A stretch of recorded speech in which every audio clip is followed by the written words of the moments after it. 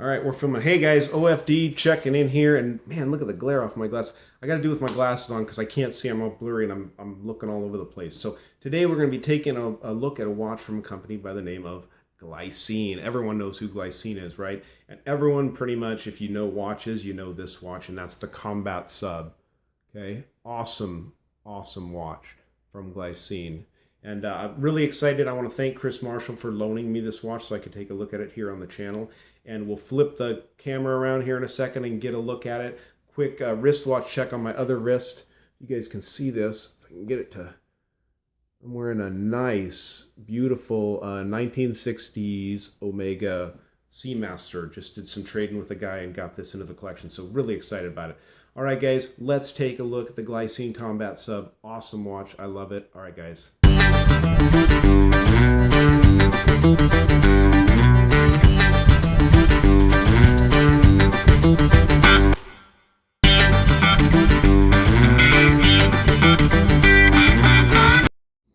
Hey guys, OFD checking in here, and today we're going to be taking a look at the Glycine Combat Sub. Now this watch was lent into me by Chris Marshall over at the Chris Marshall channel, and I want to say thank you, Chris. Really excited to be taking a look at this this really neat Swiss watch that you got.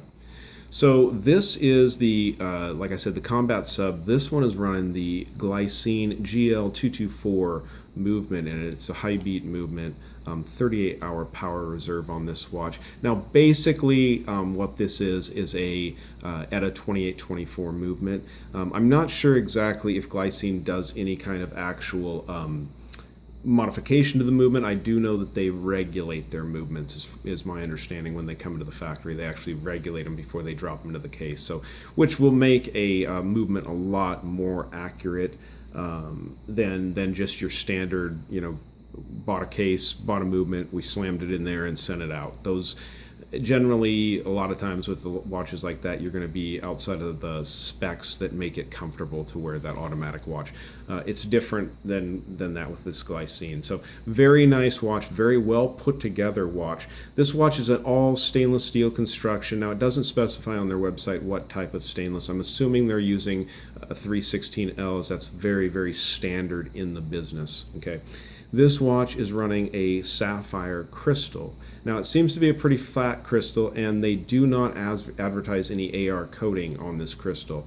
I don't notice a whole lot of glare with it, but I also don't see any kind of a blue, you know, that bluish sheen you kind of get under the dial or on top of the dial from the AR coating. Now they may be using something different out there that I'm not really aware of, and maybe that's why it's there. But they're not advertising any AR coating, excuse me, so I'm assuming they're not using it. So 22 millimeter lug openings on this watch. You have 42 millimeters from side to side on this watch, not including the generously sized crown and the crown guards on this watch. And the thickness on this watch is right around 11 millimeters, about 10.5 to 11 millimeters.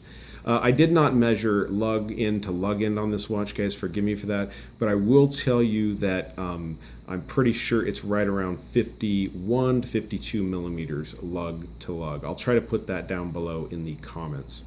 So guys, I really like what Glycine is doing. They've, you know, if you're not familiar with Glycine, and most guys are going to be, if you're a watch lover, you're going to be familiar with not only Glycine, but this watch, the Combat Sub. But they have a fairly rich history as far as going back into the use by the militaries around the world and stuff like that. Just a very well-built watch, known to have been used in combat, you know, hence the name the Combat Sub. But very, very cool watches. Now this watch, I think, really kind of epitomizes everything you really want to have as far as, you know, a tool style divers or adventure style watch, outdoor watch. You have a very nicely done 60 click unidirectional bezel on this watch. You have the 24-hour inner ring, as you guys can see there on the inside of the indices, so you can keep track of your 24-hour time. And you have a minute track there on the outside, just for keeping track of things. You know, with having those features along with that unidirectional bezel on this watch, make it something you can use as a tool. Also, the fact that this watch has a date wheel at 3 o'clock make it just kind of excellent as an all-around very useful watch. So I'm going to go ahead and zoom out here, guys, and we'll pick this watch up and take a closer look at it. Okay.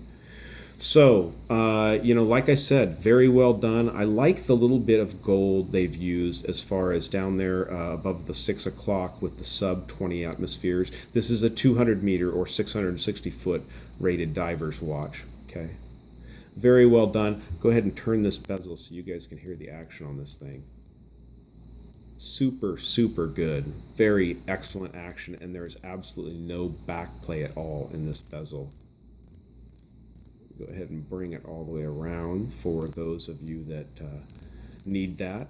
And that includes me, guys. Don't worry about it. Very, like I said, a very useful, very nice and well-sized crown, which you're going to want on a watch like this that's considered to be, you know, like I said, a tool watch or something. You don't want a tiny crown that you can't get a hold of in case you're wearing gloves or you're working in cold where your hands are really numb and stuff like that. So first position with it unscrewed, of course, because this is a hand winding watch. You can go ahead and hand wind it. Second position is going to be for your date. And then all the way out is where you're going to do your time setting. And as you guys can see, this is obviously a hacking movement. As you can see the hand stop there. Okay. So we'll go ahead and set that. Like I said, first position out is going to be for your date wheel. Excuse me, it's that way. And then screws down, very nice. Super, super solid crown. No wobble even out at the far position for you know, hacking and setting the time on that. Screws down very nicely. Actually, very nicely. About four nice good turns on that at least to get it all the way down. Try and get my camera to focus a little bit better here, guys. Showing you the profile of this watch. Very nicely done lugs. They dive down like that. Nice logo on the crown. I'll go ahead and pull it off of this Nato strap I have it on. This is not the factory strap, guys, I'll tell you right now. Like I said, this was lent to me by Chris Marshall, and so I didn't want to put the rubber strap. He had it on his own Nato, and he just basically gave me the watch head and the strap and said I could use it or not. So I just stuck it on a Nato strap. But here's the case back. Go ahead and show this to you guys. Cool Glycine logo there with the trident, the combat, and the, I guess those are seals, huh? Very cool. All stainless steel, automatic sapphire crystal, 20 atmospheres. You have a serial number there, and then it gives you the reference number on this watch. This is the Glycine GL0087. So since we have it off the strap, you guys can see the machining and the really nice polishing work done on this watch. You've got a brushed case here with a very nicely, very well done polished case back. Nice polishing on the inside of the lugs. I always think that's a nice touch. Just shows that a company's paying attention when they do that. Okay. Very nice. I like the way that you have this very nice subtle coin edge bezel, and the way they've got this bump here for the 12 o'clock position. You can actually feel it. Nicely done. I will put a Loom Shot at the end for this watch because it does have good loom on it. Get you guys that. Show you some more of the polishing here.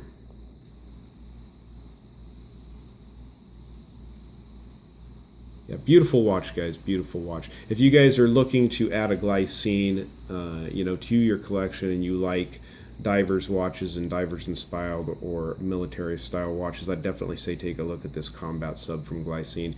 If you guys are new to watches and you've got, you know, $400 or $500 to spend, and you're looking to really get into your good, you know, maybe entry-level first Swiss watch.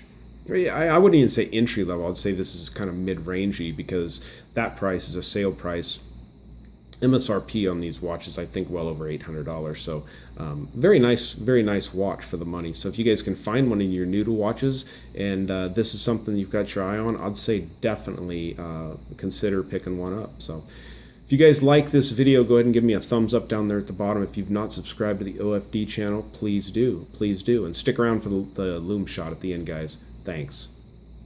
All right, so here we go, getting some sun on this thing. God, it's hot out here. I think it's above 90 degrees right now. It's supposed to be 101 today. All right, let's see how this baby glows. Oh yeah, look at that. Massive glow out of the Glycine Combat Sub. Awesome watch. All right, thanks guys.